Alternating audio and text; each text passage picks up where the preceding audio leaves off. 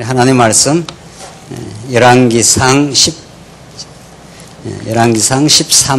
1절 말씀입니다.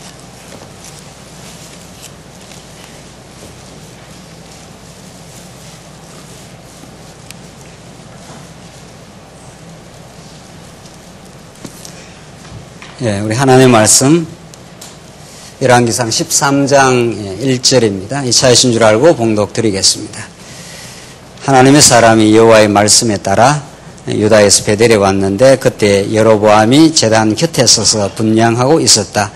그가 제단을 향해 여호와의 말씀으로 외쳐 말하기를 제단아 제단아 여호와께서 이렇게 말씀하신다. 보아라 다윗의 집에 요시아라 하는 한 아들이 태어날 것인데 그가 내 위에서 분향하는 산당의 제사장들을 내 위에 제물로 바칠 것이며 또 사람의 뼈를 내 위에 태울 것이다 하고 그날에 그가 징조를 주며 말하기를 이것이 여호와께서 말씀하신 징조이다. 제단이 갈라지며 그 위에 있는 제단이 쏟아질 것이다 하였다. 하나님의 사람이 베델에 있는 제단을 향하여 외친 말이 왕이 들었을 때에 여로보암이 제단에서 손을 뻗어 그를 잡으라 하고 말하니 왕이 그를 향해 뻗은 손이 말라 안으로 다시 굽힐 수 없게 되었고 하나님의 사람이 여호와의 말씀으로 준 징조대로 제단이 갈라지고 제단에서 기름재가 쏟아졌다. 우선 5절까지 봉독드렸습니다. 필라델피아의 큰 한인교회에 참석하게 됐는데 성도 수가 약 1000명에 해당하는 아마 미국 동부에서는 굉장히 큰 규모로 봐서 큰 교회인 듯 합니다. 설교 주제가 7시 반에 아침 예배를 하게 되는데 이왕 갖는 걸음이니 그곳 교회가 어떻게 진행되고 또 말씀이 어떻게 진행되는가 궁금해서 새벽까지 일어나서 7시 반 교회에 참석을 했습니다. 교회가 너무 예배당이 교회가 아니고 교회당이 너무 멋있게 지어져 있고 아마 미국인이 지은 교회를 한국인들이 그 고생을 하고 그렇게 연보하고 해서 세운 교회로 그렇게 보여졌습니다. 아침 7시 반 예배인데 연세가 많이 드신 이미 이민 역사 40년 50년이 훌쩍 뛰어넘는 연세가 많이 드신 한 100여 분들이 교회 첫 예배에 참석했습니다. 뒤에 파이프 오르간이 놓여져 있고 예배당이 아주 어리어리하게 지어진 교회를 아마 성도들이 연보해서 샀던 걸로 그렇게 보여집니다. 제가 교회 역사를 다 깊이 잘 알 수는 없고 그러나 인상적으로 그렇게 느껴졌는데 설교를 듣게 되었습니다. 전통적인 교회와 조금도 다를 바도 없이 예배는 진행되었고 목사님이 멋있게 등장해서 설교 제목이 행복 바이러스였습니다. 설교가 한 25분쯤 진행을 제가 시간까지 확인해 봤는데 시간 한 25분 확인하면서 설교의 골자는 신명기에서 말씀 몇 절을 읽고 설교의 골자는 예수를 믿어야 행복합니다. 이런 겁니다. 그러니까 너무 당연하고 지극히 당연한 말씀을 해서 제가 그 설교를 마치고 돌아오면서 악수하고 이래 오는데 마음이 참 슬펐습니다. 마음이 안타깝고 저렇게 장로님이 나와서 기도를 하는데 정말 구성지게 기도를 하고 정말 아마 그 장로님이 아마 진심이었을 겁니다. 울먹이면서 야곱이 지팡이 하나 가지고 건넜으나 하나님이 두 떼를 이루어 줬습니다. 우리가 아무것도 가진 것 없이 이 태평양을 건넜는데 그래도 가족을 이루었고 그래도 교회를 이렇게 이루어서 이렇게 신앙생활 할 수 있게 되어서 너무도 감사합니다. 이렇게 울먹이면서 기도하는데 온 성도들이 아마 그런 느낌이었을 겁니다. 이민 첫 세대들이 얼마나 고생을 하며 세상살이가 다 고생이지만 특별히 이민생활에 얼마나 고생을 하며 이루어온 가정과 교회였는데 그 설교가 너무도 안타까웠습니다. 예수 믿으면 행복해집니다. 이 말인데 근데 내내 25분 동안 내내 성경 강론은 없고 예수 믿으면 행복해진다고 하는데 예수가 그리스도임을 증명하지 않았습니다. 그러니 도대체 저 성도들은 뭘 먹고 살까? 제가 나오면서 그래 예수는 어떤 분인데 우리에게 행복을 주는가? 이게 제가 그 예배 마치고 나오면서 씁쓸한 그 집사람한테 그랬습니다. 저렇게 고생하며 가정을 이국 만리에서 이루며 이 교회까지 다 연보해서 그 엄청난 예배당을 파이프 오르간으로 이렇게 구성되어 있는 아마 필라델피아에서 그 제일 큰 교회처럼 보여지는데 한 1000명이 넘는 미국 교회가 그런 데가 잘 없는 거 아니에요 요즘에? 그렇게 이루는 그 교회 속에 실제 먹을 양식이 저런가? 그러니까 모든 게 다 갖춰져 있는데 신부한테 모든 게 집도 있고 절도 있고 절은 없겠죠? 집도 있고 뭐 자가용도 있고 뭐 다 있는데 누가 없어요? 신랑이 없단 말이죠. 이 신랑이. 이 세상에 이런 비극이 있나요? 세상에. 기독교 본질은 진리를 깨달아 하나님을 참 기뻐하고 하나님 여호와 되심을 찬양하고 감격하고 그 하나님께 모든 영광을 돌리며 그것이 인생의 참된 기쁨이라고 성경은 그렇게 가르칩니다. 오늘 본문 말씀도 정말 성경 한 구절 읽어놓고 예수가 누구이신지를 설명하고 증명하고 그 예수를 통해서 하나님이 어떻게 놀라운 분이신가를 가르쳐주지 않는다면은 그 의리의리한 교회당과 그 많은 사람들과 그것들이 얼마나 빈곤해질 수밖에 없다는 것을 정말 절감하고 느끼고 왔습니다. 그것은 하나의 작은 예일 뿐입니다. 우리 주변은 그렇게 지금 돌아가고 있습니다. 여러분과 저에게 들려오는 기독교 그 본질은 진리가 무엇인가? 하나님이 오늘 이 본문 말씀을 통해서도 예수는 어떤 분이신가? 이 본문을 통해서도 하나님은 얼마나 위대하시고 언약에 신실하시고 살아계신 분이신가를 정말 그 성도들도 그런 말씀을 듣고 산다면 그 이역만리에서 그 고생하며 가정을 이루는 그들도 참 마음에 기쁨을 얻고 위로를 받을 터인데 모든 게 다 갖추어져 있는 듯 해도 진짜 있어야 될 그 진리의 메시지, 진짜 살아계신 하나님에 관한 그 진리가 없다면 여러분과 저도 아무것도 아닌 것이 되고 말 겁니다. 오늘 본문 말씀은 이스라엘 역사 가운데 참 해석하기 어려운 본문 중에 한 대목입니다. 오늘 본문 읽어드린 대로 이제 열왕기 상하에서 하나님께서 이탈 왕조를 이제 멸망시키시되 하나님이 약속한 다윗 왕조는 지금 여로보암이 이렇게 이미 갈라져 나갔습니다. 솔로몬 시대에 르호보암이 갈라져 나오고 이제 르호보암으로 이어지는 이런 우리 역사를 우리가 너무도 잘 알고 있지 않습니까? 우리가 지금 오늘 이 본문 내용, 이 여로보암과 오늘 바로 이어서 르호보암의 그 부패 내용을 지금 오늘 읽고 지금 공부를 하는 내용인데, 이래서 여로보암이 부패하여 반드시 멸망한다. 지금 그 말을 지금 하나님의 사람이 이제 선지자격인 거죠. 하나님의 뜻을 가지고 온 하나님의 사람이 여로보암에게 그걸 전달해 주는 내용입니다. 전달해 주고 너가 반드시 다윗 왕조를 떠났기 때문에 지금 그 말이죠.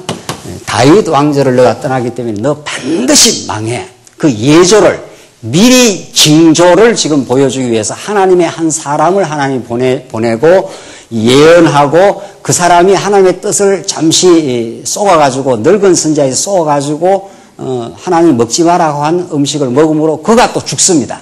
그것이 하나의 예조가 되는데, 선지자는 하나님의 말씀을 전달할 뿐 아니라 자기 삶 전체가 하나님을 전달하는 메신저니까 그의 언어, 그의 행동, 삶 전체가 하나님의 뜻을 전달하는데, 여로보암 너 반드시 망해. 너 하나님의 뜻을 어겼기 때문에 반드시 망하게 된다. 요시야 왕이 와서 완전히 제단이 무너지고 죄가 다 쏟아지는 그 멸망의 때가 반드시 온다. 그 메시지가 오늘 이 메시지의 핵심이에요. 내용. 이걸 읽고 무슨 이야기를 하겠어요? 제가 오늘 말씀을 이렇게 전가하려고 그래 생각하고 비행기 타고 오면서 오늘 이 본문 말씀을 읽으면서 참 성경 어렵겠다. 정말 신학자들의 고민과 성경 연구가들의 그 고민을 이해할 수가 있습니다. 이 본문 읽고 뭘 읽겠습니까? 오늘 내내 그 내용이에요. 13장 전체 내용이 범죄해서 뭐 한다는 내용입니까? 망한다 그 말이에요. 13장 내내 그 이야기합니다. 그리고 14장 넘어가면 르호보암도 또 범죄했다.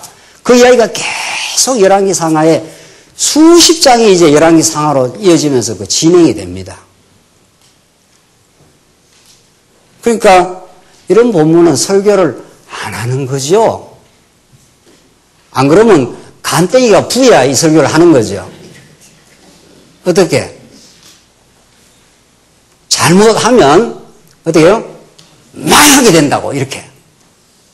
그거 외에 어떻게 전하겠어요? 이 본문을 읽고 세상에. 또 성경 본문의 내용이 그거니까요. 계속 읽어도 그 내용이에요. 한번 읽어보십시다. 자, 그러니까 정말 이 본문을 통해서 어떻게 하나님을 우리가 알고 그 하나님을 알아야 이 우주 만물을 통치하시는 그 하나님을 우리 삶 속에서 생생하게 느끼고 그렇게 사는 신앙생활을 할 수가 있을 건데 오늘 33절을 다시 보시죠. 하나님의 사람이 여호와의 말씀에 따라 유다에서 베델에 왔는데 그때 여로보암이 제단 곁에 서서 분향하고 있었다. 하나님의 사람을 하나님 보낸 거죠. 그래서 여로보암이 제단 곁에서 지가 주접을 떨면서 지금 분향을 하고 있는 겁니다. 지 멋대로 우리 지난 시간에 그 절기도 바꾸고 산당 자기가 정한 제사장도 마음대로 세웠지 않습니까? 이미 여로보암은 멸망의 길을 이제 간 겁니다. 이게 하나님 작정되어 있어요.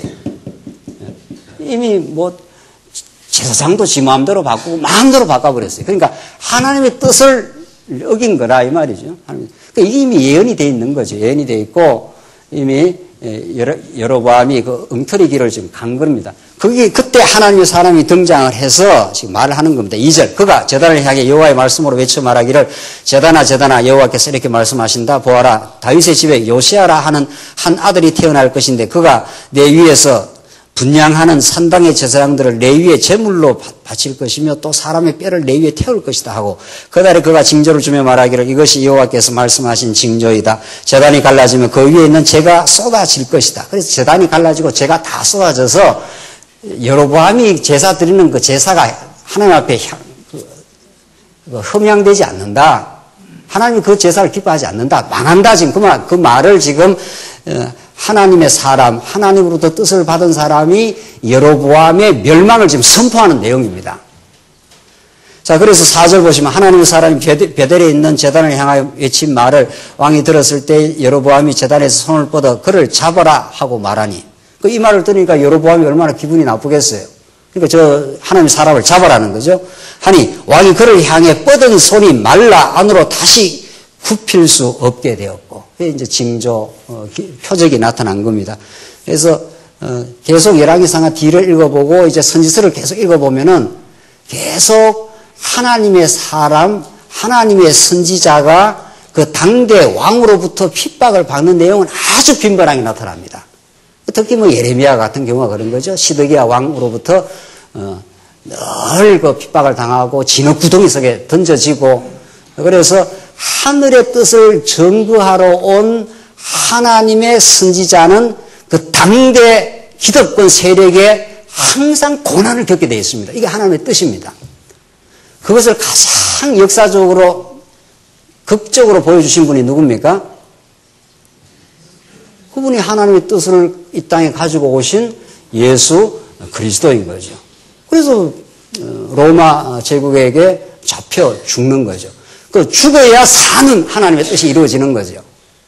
그래서 지금 이 여로보암이 하나님의 사람이 전가한 말을 거부하면서 이제 그 선지자를 핍박을 하는 겁니다. 저 선지자 잡아 이러니까 왕이 손이 이제 말라가지고 굽어 들어가는 표적이 일어납니다. 5절 하나님의 사람이 여호와의 말씀으로 준 징조대로 제단이 갈라졌고 제단에서 기름재가 쏟아졌다. 이게 심판의 징조. 여로보암 나라가 북이스라엘이 망할 것을, 멸망할 것을 이런 식으로 구약적으로 이제 보여준 겁니다. 6절. 왕이 하나님의 사람에게 말하기를 부디 여호와 당신의 하나님께 은혜를 구하여 내 손을 안으로 다시 굽힐 수 있도록 기도해 주시오 하고 부탁하니 하나님의 사람이 여호와의 은혜를 구하니 왕의 손이 다시 회복되어 이전처럼 되었다.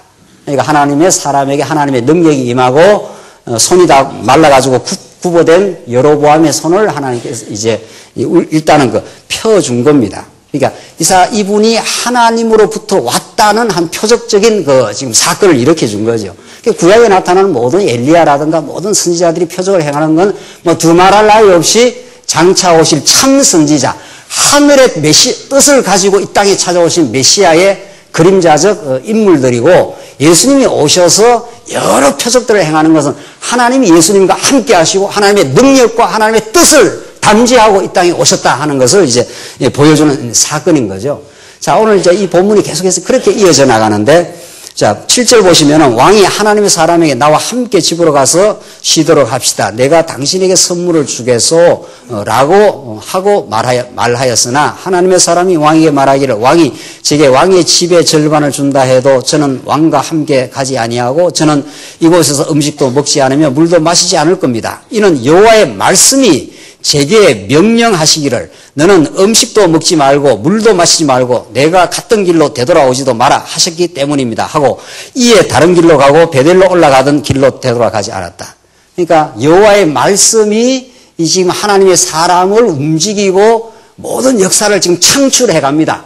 하나님의 말씀인 로고스가 예수 그리스도로 표현되는 로고스가 이 우주 만물을 다 움직이고 역사를 지금 움직여 나가는 것을 구약적으로 이렇게 지금 보여주는 사건인 거죠. 자, 이렇게 해서 지금 하나님의 사람이 등장해가지고 여로보암 너 망해. 한마디로 뭐 그런 거죠. 하나님의 사람이 등장해서 너 제단에서 분향해봐야 그거 하나님께 받지도 않고 네가 마음대로 지금 제사 제도를 바꾼 거죠. 그러니까 하나님은 모세를 통해서 이미 모든 식양과 제사하는 방법, 구체적인 내용을 다 율법에서 자세히 가르쳐 준 거죠. 그게 뭐 두말할 나위 없이 장차 예수 그리스도만을 통해서 하나님이 제사를 받으시겠다 이런데 여로보암이 모세의 율법을 다 어긴 거죠. 그러니까 율법 어기면 어떻게 된다는 겁니까? 망한다 그 말입니다. 율법을 네가 다 범했으니까 하나님께서 그대로 이제 망한다. 그러니까 이걸 우리에게 보여주는 거냐 이 말입니다. 1차적으로는 그걸 보여주는 건데 그러니까 이걸 통해서 뭘 가르쳐 주느냐는 거죠. 중요한 거는. 지금.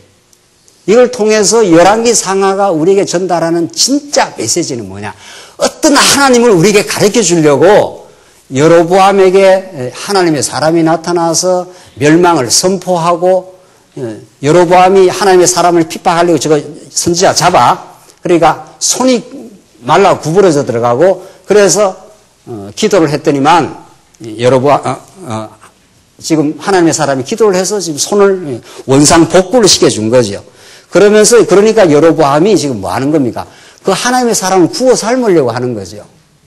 그래서 먹을 것도 주고 입을 것도 주고 내 당신에게 선물을 주겠소 라고 하나님의 사람을 지금 세상적 권세가 이 컨트롤하려고 하는 겁니다. 그런데 그게 안 된다 이런 뜻입니다. 빌라도나 헤롯이 예수님을 컨트롤하려고 했지 않습니까? 조정하려고 그랬죠. 말해. 너 제대로 순순하게 순종하면 살려줄 수 있어. 그런 말이죠. 그러니까 예수님이 네가 진리냐. 예수님 묵묵부답이에요. 그러니까 하늘에서 온 하늘의 진리의 메시지와 세상적인 권세가 늘 충돌하고 과정적으로는 늘 핍박과 어려움을 겪죠. 진리를 따라가는 모든 하나님의 교회는 그렇습니다. 하나님의 교회가 겉으로 외형적으로 피가 번쩍한 적이 없습니다. 이 땅의 교회가, 이 땅의 진리가 순수하게 지켜지고 순수하게 전파되는 모든 현장에는 세상적 권세, 어둠의 권세가 하나님의 사람, 하나님의 선지자를 핍박하고 그를 컨트롤하려고 하지만 하나님 붙들어주는 하나님의 사람을 하나님께 지켜가는 거죠. 그래서 내가 선물을 주겠소. 음식도 줄 것이니까 내한테 오시오. 여로보암이 그러지 않습니까? 그러니까 지금 여호와의 말씀이 그럽니다. 지금 하나님의 사람이 하는 말입니다. 너는 음식도 먹지 말고 물도 마시지 말고 내가 갔던 길로 되돌아올지도 말라. 그냥 이 어려움 겪고 음식 안 먹으면 죽는 건데 물 안 먹으면 갈증 나는 건데 그냥 하나님의 뜻이 그렇게 되어 있다. 그러니까. 자, 그러니까 그렇게 이 하나님의 사람이 이제 충직하게 한 겁니다. 그런데 자, 문제는 11절 나타나는 늙은 선지자 한 사람이 나타나서 이 하나님의 사람을 잠시 속여가지고 이 하나님의 사람이 늙은 선지자한테 넘어가서 여로보암이 다 주는 그 먹는 음식을 먹습니다. 그래서 이 사람이 결국 죽습니다. 하나님의 뜻을 어긴 것이 되어가지고, 그러니까 11절 보십시다. 베델에 한 늙은 선지자가 살고 있었는데 그의 아들들이 와서 하나님의 사람이 그날에 베델에서 행한 모든 일을 그에게 설명하고 그가 왕에게 한 말도 자기 아버지에게 설명하였다. 그러자 그들의 아버지가 그들에게 묻기를 그가 어느 길로 갔느냐 하였으니 그 아들들이 유다에서 온 하나님의 사람이 가는 길을 보았기 때문이었다. 그가 자기 아들들에게 나를 위하여 나귀의 안장을 얹으라 하고 말하였다. 그들이 그를 위해 안장을 얹으니 그가 타고 하나님의 사람의 뒤를 쫓아가다가 상수리 나무 아래 앉아있는 그를 발견하였다. 늙은 선지자가 그에게 당신이 유다에서 온 하나님의 사람입니까? 하고 물으니 그가 대답하기를 그렇습니다 하였다. 늙은 선지자가 그에게 말하기를 나와 함께 집으로 가서 식사를 합시다 하니 그가 말하였다. 저는 당신과 함께 되돌아갈 수 없습니다. 저는 이곳에서 당신과 함께 음식도 먹지 않고 물도 마시지 않을 것입니다.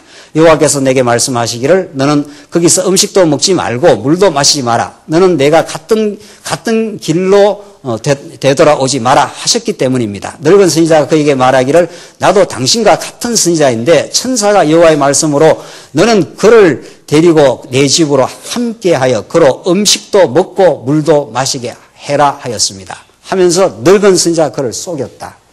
그러니까 처음 하나님의 사람은 계속해서 하나님의 뜻이 이러니 내가 먹지도 않고 마시지도 않겠습니다. 그러니까 늙은 선지자가 나타나 아닙니다. 아니다. 하나님 말씀이 내게 나타났는데 음식 먹으라고 했다. 이렇게 해서 19절에 먹었다는 겁니다. 참 성경이 좀 이런 이야기가 계속 지금 진행이 되는 겁니다. 20절 보십시다. 그래서 이 사람이 결국 죽습니다. 이 하나님의 사람이.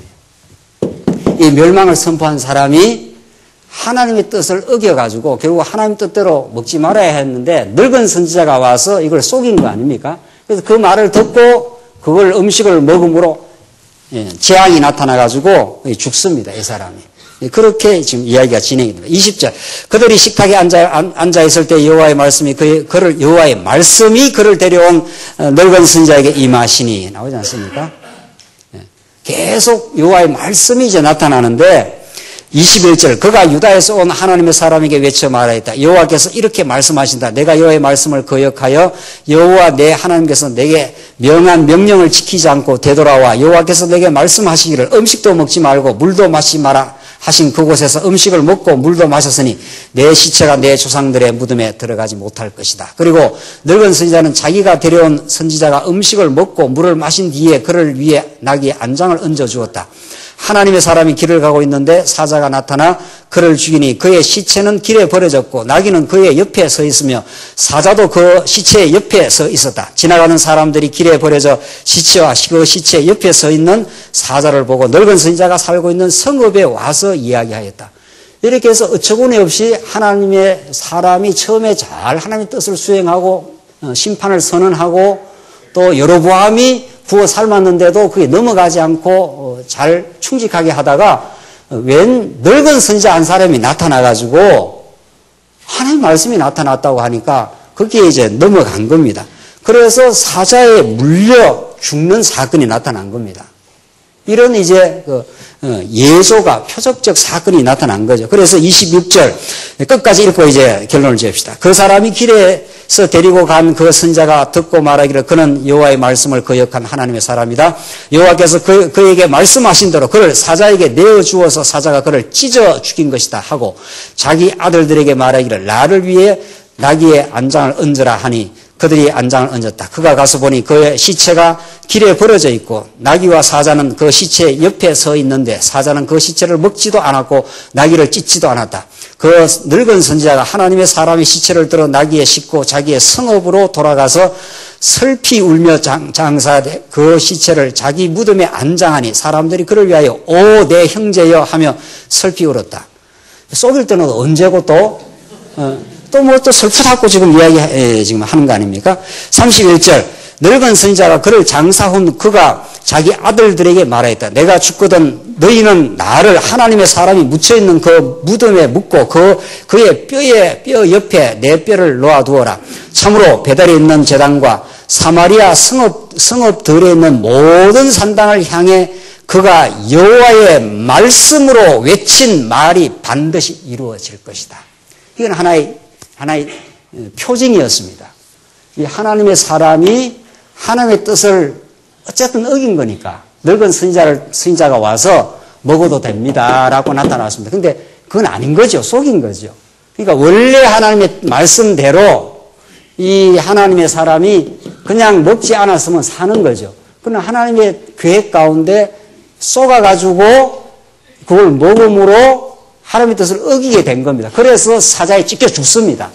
이런 하나의 그 행위를 통해서 지금 여로보암 이 나라도 하나님의 뜻을 어겼기 때문에 망한다는 걸 그는 행위 리허설을 통해서 보여준 겁니다. 이 선지자가. 그러니까 이사야 선지자도 그렇고 이사야 선지자가 홀랑 벗고 수치를 당하면서 예언을 많이 하기도 하고 예레미야가 진흙 구덩이 들어갔다가 다 죽었다가 살아나오기도 하지 않습니까?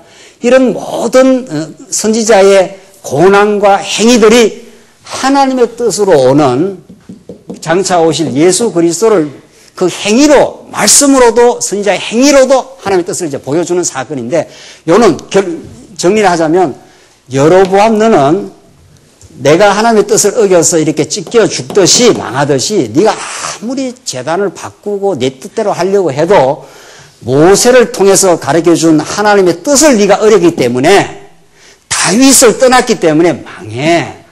이걸 지금 보여준 겁니다. 이걸 지금 내내 보여주고 이 늙은 선지자가 지정신이 들어가지고 그가 여호와의 말씀으로 외친 말이 반드시 이루어질 것이다. 반드시 이 하나님의 정한 뜻을 결코 거역할 수가 없다. 지금 열왕기상하는 지금 그 내용을 지금 한 겁니다. 지금 자 열왕기상하 전체를 보면은 이탈 그 과정을 보면은 다윗 이후의 이탈 과정을 설명하면서 하나님은 솔로몬 왕권을 든든하게 세워줬습니다. 지금 오늘 우리가 열왕기상하 이 부분을 읽는 지금 이 부분을 해석하는 그 원리가 일단 솔로몬 왕권을 든든하게 하나님께서 세워줬습니다. 다윗 이후에 약속대로 튼튼하게 나라를 세워줬어요. 나라를 세워주니 솔로몬이 뭐를 지을 수가 있었습니까? 다윗이 다 또 성전 제목도 다 준비해 줬어요. 또 성전까지 지으려고 했어요. 그러니까 하나님이 그것까지는 허락을 안 했습니다. 그래서 하나님이 이제 솔로몬 왕을 통해서 지금 뭐를 하나님이 지어줬습니까? 그 성전 지으려면 그게 보통 일이냐 말이죠. 들어가는 제목도 많고 모든 자재도 있어야 되고 또 일꾼도 다 필요한데 하나님이 두루왕 히람까지 다 준비시키고 다윗이 모든 제목을 또 준비시켜 놓고 그래서 솔로몬 왕 시대 때 뭐를 짓습니까? 성전을 짓지 않습니까? 지금 우리가 열왕기상하를 지금 읽어나가는 지금 오늘 성경에 보면 이렇게 돼 있단 말이죠. 이렇게 돼 있어요. 그리고 이탈 왕조도 부패하고 그래서 지금 엘리야 선지자가 와서 이제 멸망을 다 선포를 하는 겁니다. 교훈하고 너희들 다 그래서 망해. 하나님 뜻을 어기게 되면은 그러니까 북이스라엘은 북이스라엘대로 부패해서 여로보암도 아무리 네가 북쪽에다가 제사를 드리려고 분향을 하고 나를 구워 살려고 하고 이렇게 해도 결국 망한다 이런 뜻입니다. 그러면 남쪽 유다 너는 이렇게 되는 거죠.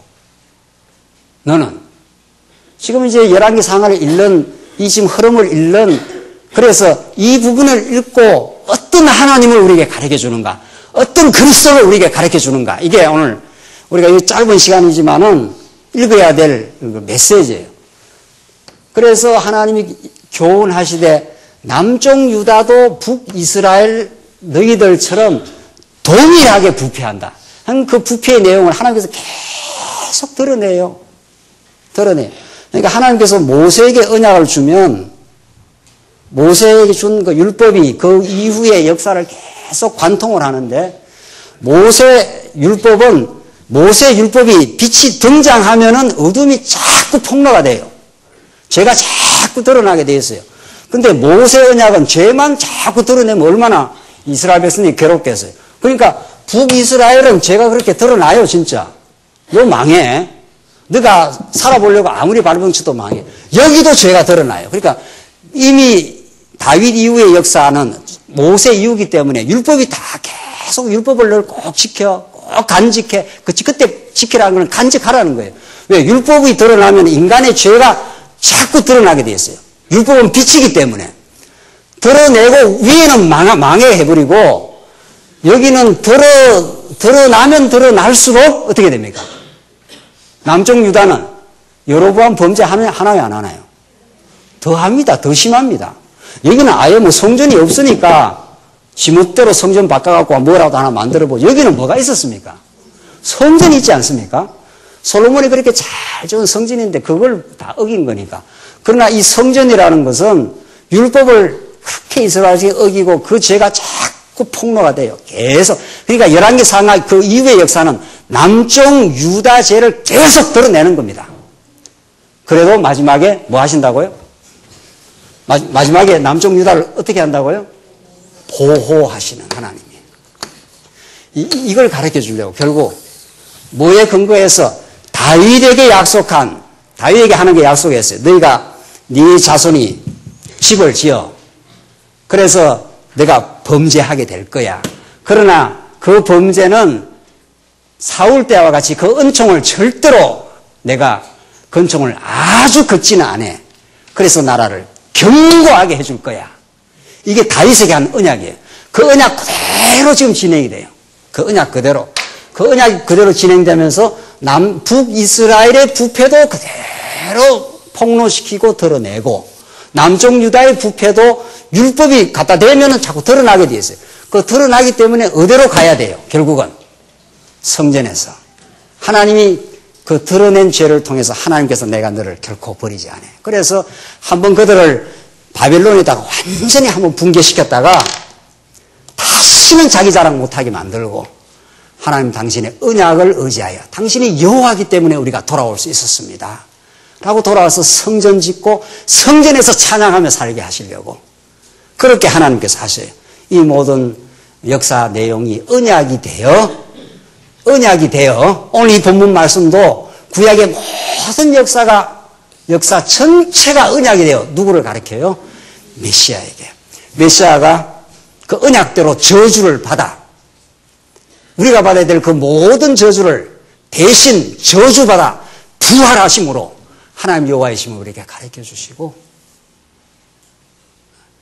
율법이 등장하면 너 부패가 드러날 수밖에 없어.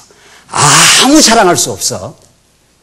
너는 내 능력으로 여호와의 신실하심으로만 여호와 하나님의 전능하심으로만 그걸 우리에게 가르쳐 주시려고 예수님이 십자가에 그 언약에 이 모든 역사가 예수 그리스도에게 적중되어 저주되은 바 되셔서 우리를 살려내시고 여호와 하나님 우리 아버지이심을 증명하시는 그 놀랍고 생생한 복음의 메시지가 오늘 여로보암을 저주하는 여로보암의 행위대로 말하면 저주받아 남쪽 너희도 마찬가지야. 내가 내 언약 때문에 너희를 살려주고 그 나라를 보호하고 그 나라가 생생하게 살아있어. 그 구약의 모든 역사는 언약이 되어 여러분과 저에게 예수 그리스도 사건 안에서 예수 그리스도 안에서 우리는 다시는 저주가 없는 하나님의 은혜 속에서만 살게 하시려는 우리는 살면서 계속 우리는 하나님께서 우리 죄를 폭로시켜요. 어떤 일도 우리 중심으로 할 때가 너무 많은 거죠. 하나님 그 죄를 폭로시키면서 하나님은 하나님의 나라를 내가 이루고 마라. 내가 여호와야. 내가 너의 아버지야.